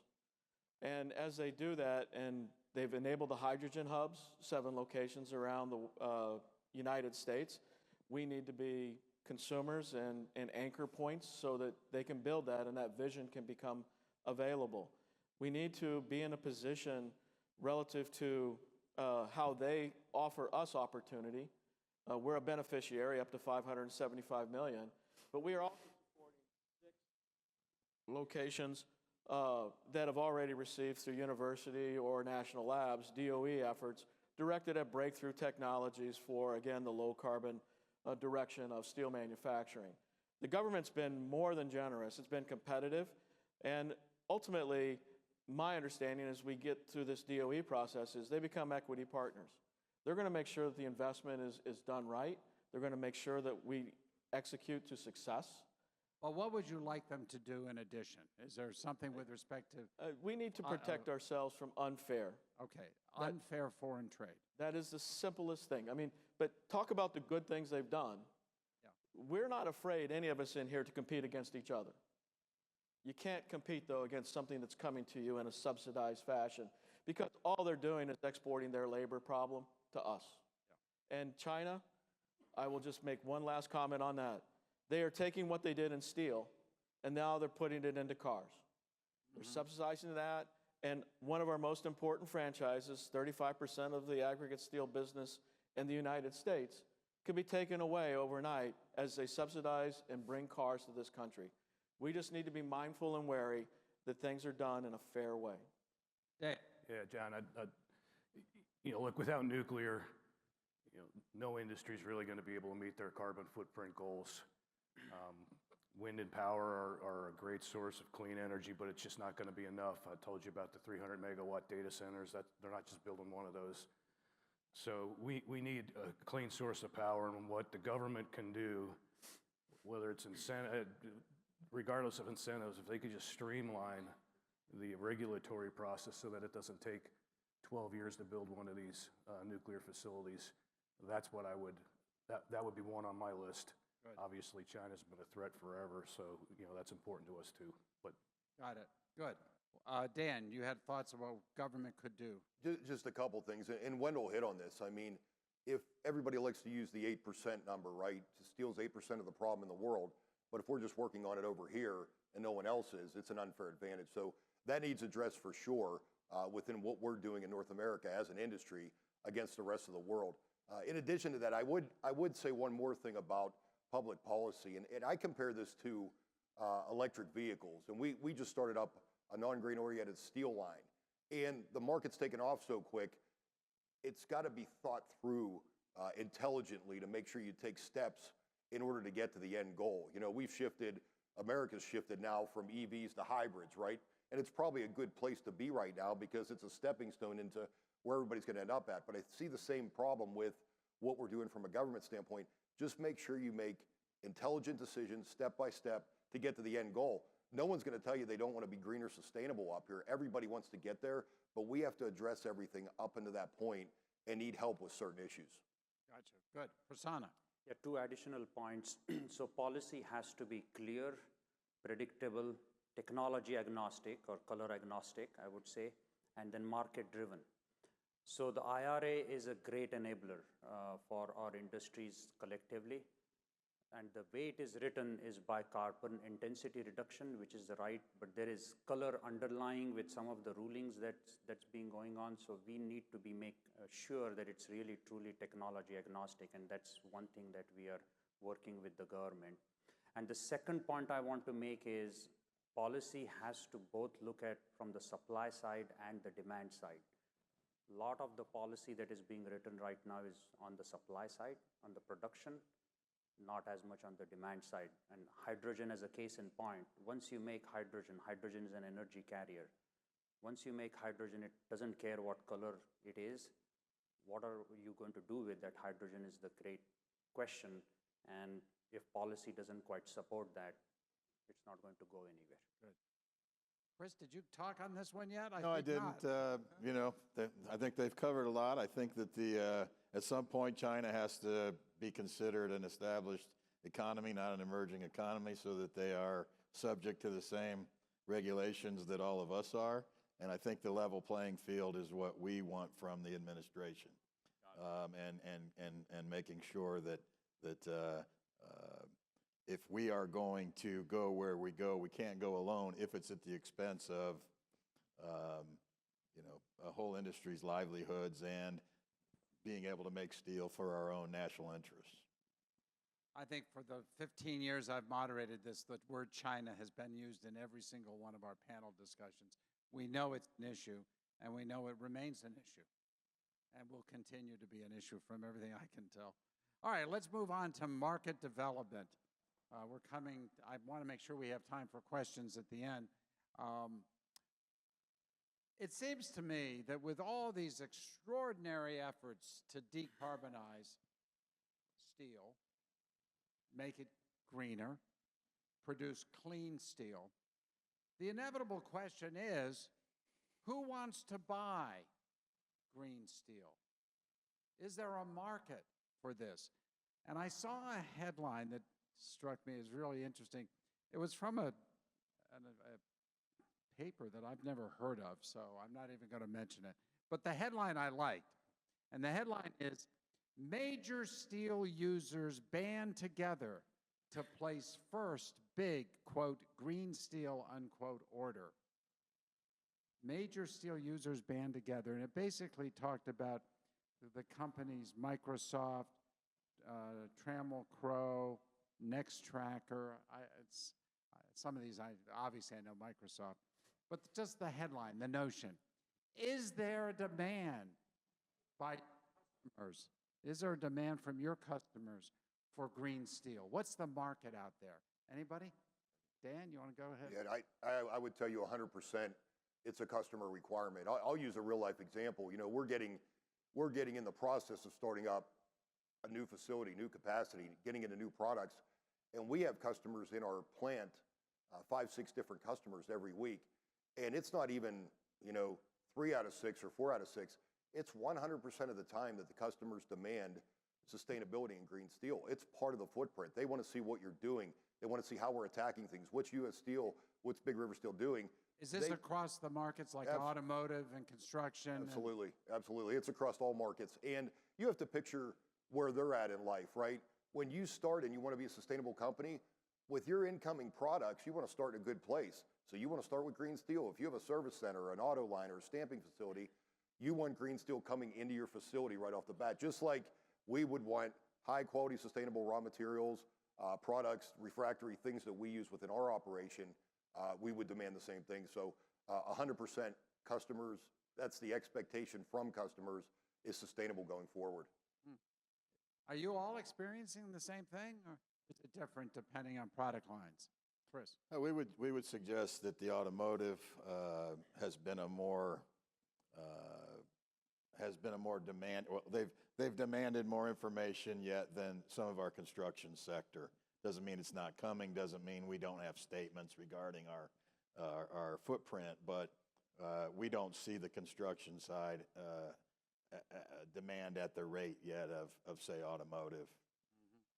Okay, how about others, Dave? Yeah, similar in construction, but appliances, they're asking for it, and our customers are asking for it. So there is discussion about it, whether demand drives them to certain forms of production, or if somebody wants a net zero, typically they're not quite ready to pay for that. Now, that said, we have 3 arrangements. We have one, and 2 of them are with car companies, GM and Mercedes, where we're supplying them an Econic or Econic RE product, and then Trane on the HVAC systems are also one of our customers. So there is some demand in those markets, those ones that really touch consumers.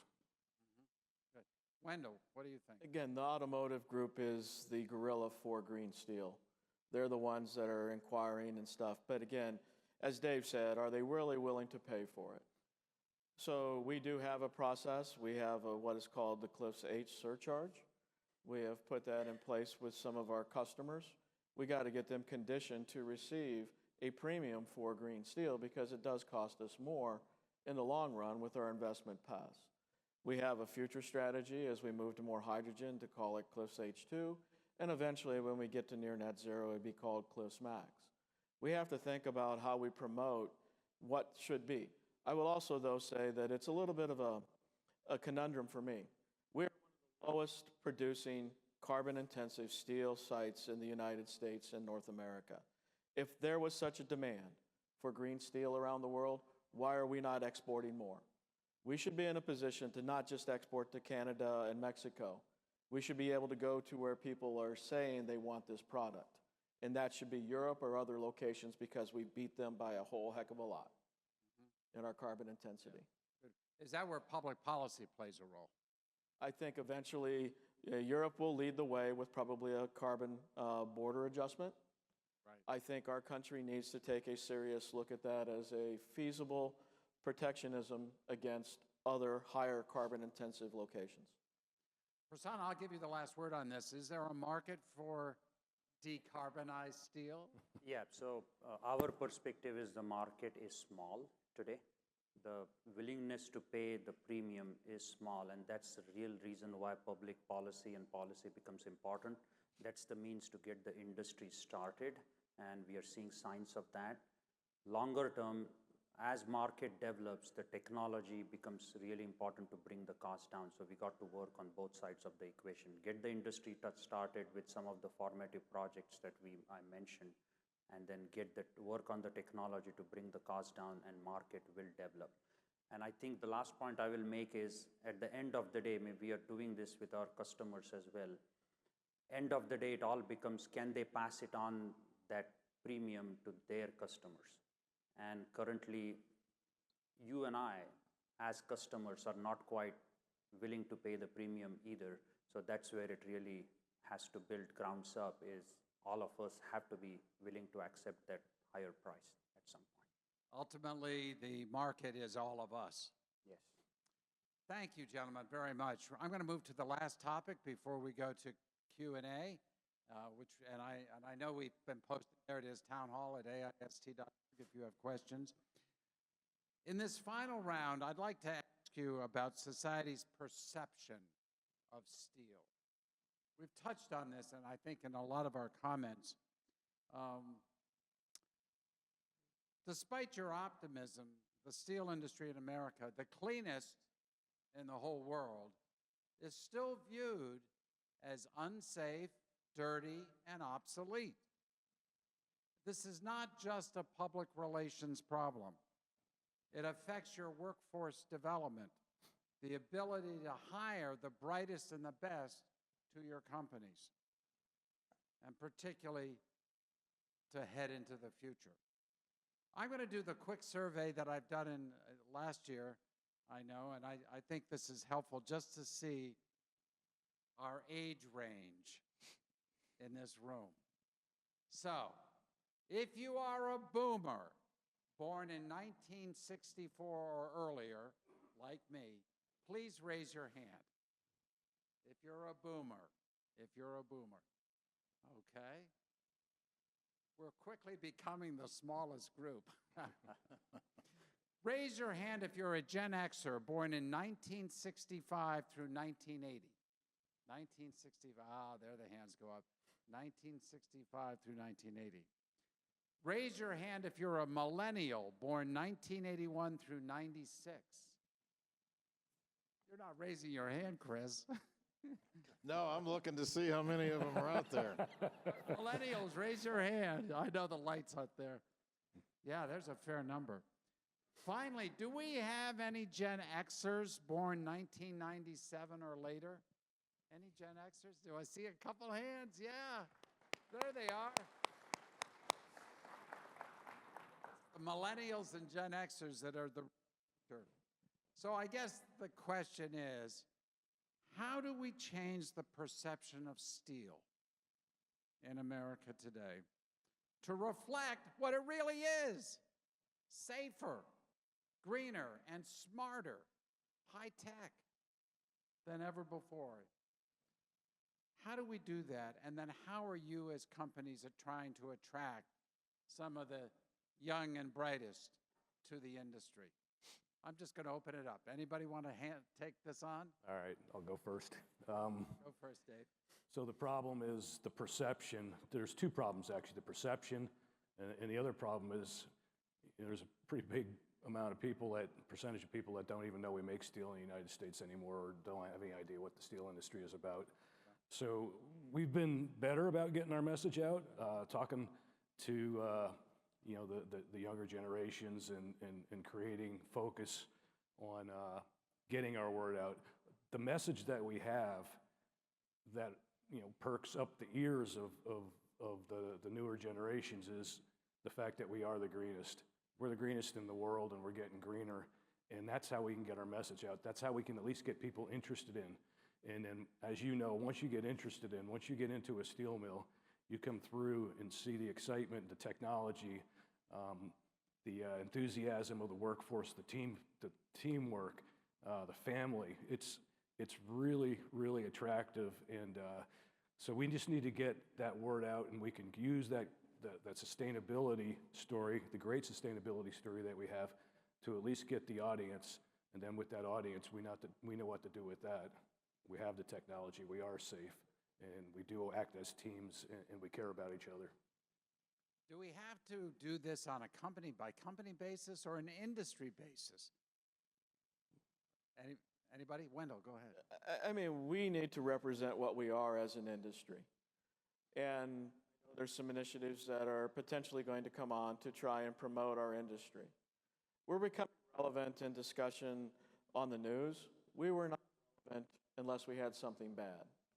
I think we still need about another generation to get past what we were and focus on what we are. I tell the story to people, and I a couple of snippets where people were showing what we were. Smoky, dirty. Sunday had in his opening, Pittsburgh was as close to hell. You go to Pittsburgh, it looks great. It's a wonderful place. I'm proud of the steel mill that I hired in. You see nothing but steam coming out of it now. The day I hired in, there was yellow for the sulfur, black for the coal. There was red from the ore dust. It was a wonderful rainbow with a gray smoky haze. It just scared the heck out of me. Just want to make sure we're hearing every word. It just scared the heck out of me when I saw that. But anymore, that isn't what we are. That's not working either. All right. Nobody wants to hear me. I'm good.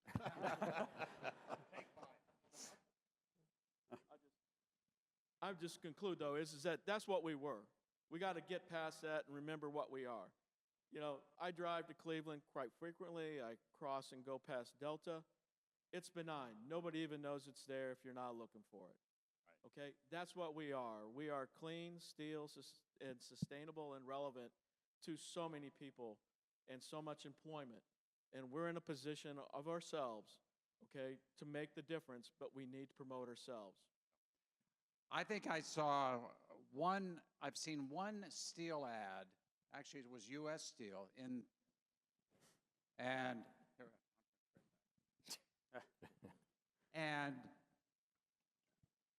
it was all about a clean process. I think it was it with trains that you're using? With the locomotives at The Clear Works. locomotives. Yes. But it was just U.S. Steel, and it was just running in Pittsburgh. Well, maybe they ran in a couple other cities. I don't know. But it seems to me that there's been no industry-wide effort, and perhaps I'll leave it up to you whether that's the way it should be or whether individual companies have to do what you did, Dan. You wanted to talk about this. Go ahead. Sure, and that ad was, it's about electric locomotives that were installed or bought and purchased for Clairton Works. So they move coke and coal around, two different ones, pure electric locomotives. So I think both. I mean, to answer it that way, I think both. You know, when people talk generally about the steel industry, it's a bad perception. It's 8% of the world's emissions and the biggest violators and everything else. And to Dave's point, I don't think anybody even understands the industry, not the details, but just what we do, who makes steel, where it goes. I mean, it's a huge part of the economy. It's a huge part of life for people. And I think we have to get better. You know, all of us promote this individually for sure. We do that for sure within U.S. Steel. But as an industry, the perception is just horrible with what people see from a sustainability standpoint. I mean, I think the industry is working incredibly hard to not be the problem anymore. And I think we're making incredible progress. But we need to make sure we educate people. So, and to tag on to your last comment, you know, we partner with local communities at all of our sites, with the counties, with the states. We partner with universities, high schools, and make sure that we tell the young people out there, if you want to have a rewarding career, a challenging career, get into steel. Because I think anybody would tell you, once someone takes a job in steel and didn't know what to expect, it's 180 degrees from what they perceived, what they were getting into. And people are very happy with where they end up at. Any last word on this before I turn this back to George and Ron? Yeah, Prasanna. Yeah, so just building on Dan's point there, we have to create an industry-wide narrative. And I'll give an example from the plastics industry. So my daughter, this is a very personal example, came back, she's 21, this was a few years ago, she came like, Dad, you work for ExxonMobil and you're polluting the world with plastic. And I gave her a challenge, and this is a part of the industry-wide narrative. Try to live without plastic, anything that is plastic or petrochemicals based, at least for a day. And guess whether she was able to do it for a few hours. Everything that you touch is made of petrochemicals these days or some kind of, and I think steel is very similar. Everything that you do is made out of steel or some version of steel. What you live in, what you drive, and that's the industry narrative, is really to educate the population what they are missing or going to miss if you don't use those products. So that's the narrative. And the second point is around commitment and action. Each of us, entities and corporations, have to actually go and show that they are committed and actioning on working on the right problem, getting the emissions down, or making it sustainable. I will just tell you personally, as someone who's been moderating these programs for 15 years, this topic comes up from time to time, and it's very frustrating for someone who's really sort of an outsider to steel, to hear all the good things that are going on and to realize, just as you said, Prasanna, and in fact each of the panelists have said, the public doesn't recognize this. And it's not up to the public to know it unless you tell it. And so the question is, how are you going to tell the story? Whether you do that through your associations, whether you do it individual companies, it's up to you. It's up to the executives to figure out how to do it. But it's not being done. It's not being done. Wendell? Well, so much of the news, John, unfortunately, is negative press. You got that right. You guys That's in all your we're gonna industry tell. needs to focus on positive press. Yeah. Well, I don't disagree with that, but we won't do it. It's not the way it works.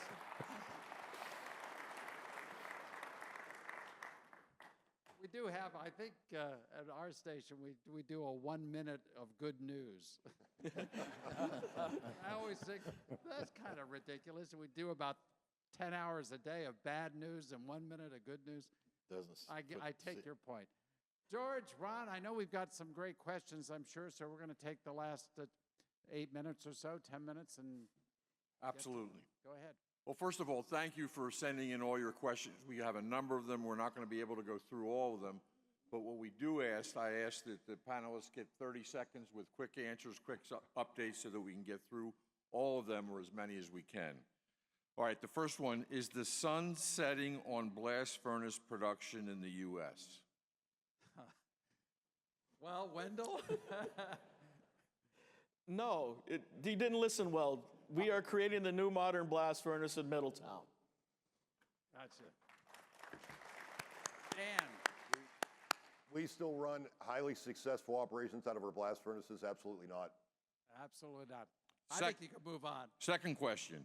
Given steel's capital intensity, can further decarbonization occur without significant public funding? Ah. Do you need public funding for further decarbonization? Anybody? Again, it's helpful. That's it. It's helpful. Helpful. You know, we have a positive return on the Middletown project. We have a positive return on the Butler project. It just gives us more security that it will be successful in an economic way. Prasanna? Yeah, I think it's how to get the industry started. It's helpful. It's really what is going to get the industry started. Gotcha. Anybody else? We have a path with no need for public funding. We'll take it. The biggest thing is going to be scope 2 emissions and cleaning up the grid. Got it. Good. Go ahead. Ron? All right, we want to tag on that same question. A lot of questions came in about, okay, you're getting public funding. How does the public benefit? Ah. Is that technology, once developed, available? Is it shared technology or is it proprietary? No, the DOE awards, they have access to IP. It's a constraint right now when you're in dialogue with trying to, what is proprietary IP for Midrex, what's proprietary IP for Hatch. But ultimately, as federal law says, they have a right to it. Interesting. Okay, thank you. Probably a question for Dan and Wendell. What are your companies doing on the iron ore side? So with ore mining, preparation, beneficiation, pelletizing processes, all of that effort to reduce carbon emissions from that sector of the business? So we generally, as a company, and I'll take it to the mines too, the mines have the same sustainable plan and project team that we have throughout our company. So anything we can do to improve up in the mines, both Mintech and Keytech, we do as a company to get to our sustainable goals. In addition to that, we did do an upgrade, I think, that everybody knows about now, of DRI-based pellets out of our Keytech mines that we just started up the end of last year. So that is headed in the same direction as the rest of the company. The mining space is still, they're trying to figure things out like the rest of us. And they have the same intensity reduction targets that we're looking for and be contributors. Let's understand, pelletizing is less than sintering. So they're doing their part. Our country is already poised with a lower carbon intensity than what you see at other locations around the globe. All right, thank you. So for everyone here, our customers want green steel, our investment communities looking for improvements. It's good for society, but are your facilities setting green steel content requirements for the equipment you purchase? And I know some of you touched on that, but it'd be nice if all of you could get to respond on that. Our first requirement is Cleveland Cliff Steel.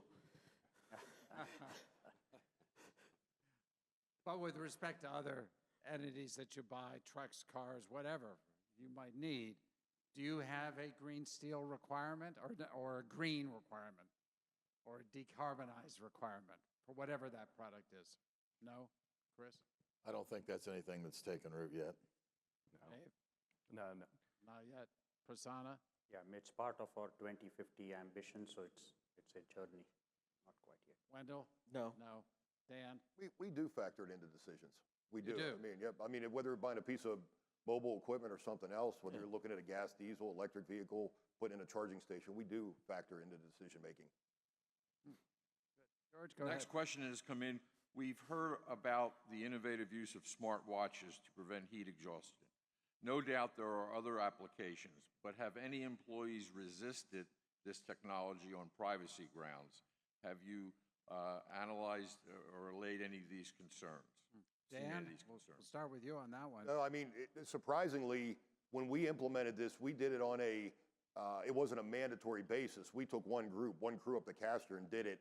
And after that had worked, a few weeks later, people had asked, and we've got hundreds of people wearing these things now, and they bought into it. I mean, if you think about it, it's your own safety, right? I mean, who would push back on, yeah, this isn't going to make me better or make me pass out or get heat exhaustion? So we have not had issue. Have any of the others used technologies that might raise privacy issues or concerns by employees? Yeah, you're not gonna get 100%. We have not, I don't know if it's been the smartwatches, it's been divisions that have done different things. You locate people, you know who's there and who's not there, but absolutely people, there are folks that are gonna say, hey, what else data are you tracking on me? Yes, we have that as an issue still. Anybody else? Go ahead, Ron. All right, I think this is probably going to be our last question, and it does appear as though in North America, at least, probably across Europe, and certainly with our panel, committed and invested to a better future for the steel industry, particularly along the application of technologies with decarbonization. But at the end of the day, where there is demand, there will always be supply. How can we effectively influence our customers and those that consume steel to forego the purchases of dirty, carbon emissions intensive steel? And we'll put subsidized steel into that group as well. It's a great What's it going to question. take? And it goes to a lot of the different topics we discussed today. How do you incent customers not to want dirty steel over your steel? Yeah, in other words, if we allow that type of steel to undermine all of the investment going on right now, it's all for naught. And the last thing the world needs is either for the European or the United States steel industry to go out of business because they're the greenest steel producers in the world. Our CEO, Leon, he ends a lot of things with the great message that, you know, the economy, there's going to be a digital economy. There is a digital economy that's growing, and it's going to be built on steel, and it should be built on the greenest steel because it matters where that steel comes from. Now that's the message, and that's the message we have to get out. So is it how to do that? Yeah, it's a marketing campaign. It's certainly getting people to understand the steel business, what's clean, what does clean mean. So, you know, all of those things. But is there something intrinsically wrong or bad with dirty steel as compared to green steel? Aside from the decarbonization process, is there anything you could say about dirty steel it's inferior? I don't know. I'm asking Not you. inferior. It has more emissions. Yeah. And if that's truly important to you, I think it has to do with the integrity. We warranty our products. Buyer beware if you're getting it from some other place. Good point. So, you know, we're auditable, whether it be in our safety, whether it be anything that carries through. You can get it all in our sustainability report. You can trace it through Deloitte and Touche. I don't know what you're getting in China. We buy from China at times, and it ain't what I typically have ordered. There will be some problem, some way, somehow. Go ahead, Chris. I think it goes back to the hopefully limited role of government, but to keep the playing field level, we can compete with anyone. And if we can deliver the value and not having to compete with a grossly subsidized product, then why the hell would you buy something that's going to take you 3 months from across the world when you want to have less working cash tied up? And I just think that all serves the same goal. Good. George, is that it? That's it. How about a big round of applause for these panelists?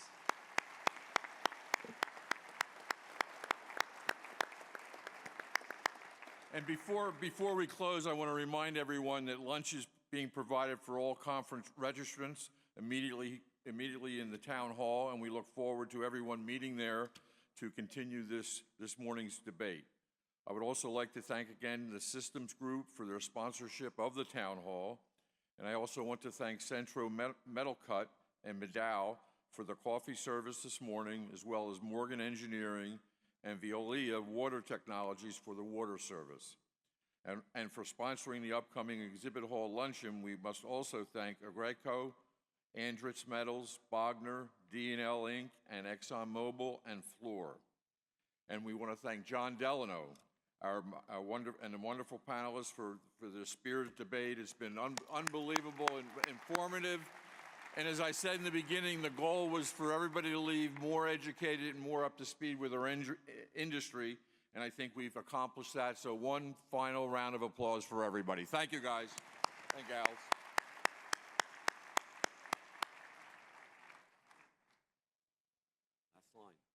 Last line. This concludes our program for today. Thank you.